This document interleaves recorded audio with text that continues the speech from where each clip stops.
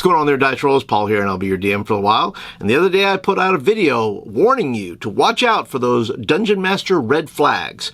They're all still true, but I think it's only fair that we take a look at some player red flags. Now, before we get into that, though, if you're brand new here to the channel, thank you so much for being here. Appreciate you being a part. Be sure to click that subscribe button down there if you want videos like this in your inbox on a regular basis, and I hope that you do.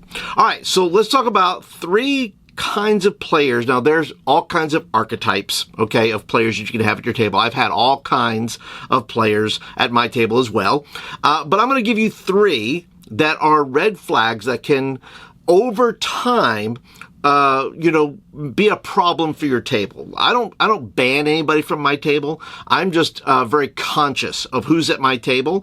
And I always think it's important, the session zeros, the one shots that kind of test everybody, see if they kind of jibe together, see if they kind of work well together, and whether or not you want to go on a campaign with them. And these are the types of things that I look for. And the first thing I look for is the arguer. Who are the people that are saying, hey, that's not fair, that's not in the rule book, but why can't I? And I'm not talking about doing it once. I'm talking about doing it all the time. I'm talking about constantly arguing, constantly having to, push against what is actually happening because they feel the need to be right about something, or they feel the need to correct. And this can be anything from a teenager, which I put up with a whole lot more than if it's from an adult, because teenagers act the way they do because, well, they're teenagers. Adults, on the other hand, you kind of expect a little bit more from them. The second red flag you want to look for is the disruptor. And the disruptor is somebody who constantly is going, I'm going over here. I kill or rob the NPC. Leroy Jenkins. That's right. They are just constantly running into things and putting the party at risk. Now listen, I enjoy a little bit of disruption. I like a little bit of chaos in my game.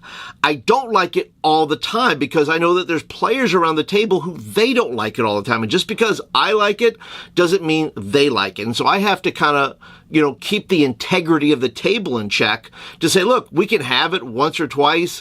But listen, if you're doing it all the time, that's disruptive to the overall game that I want to play, first of all, and probably to the overall game that everybody else will play. Now listen, if you have a bunch of Leroy Jenkins, if you have a bunch of these people, boy, that is absolute chaos. And I don't know if I want to run that kind of table.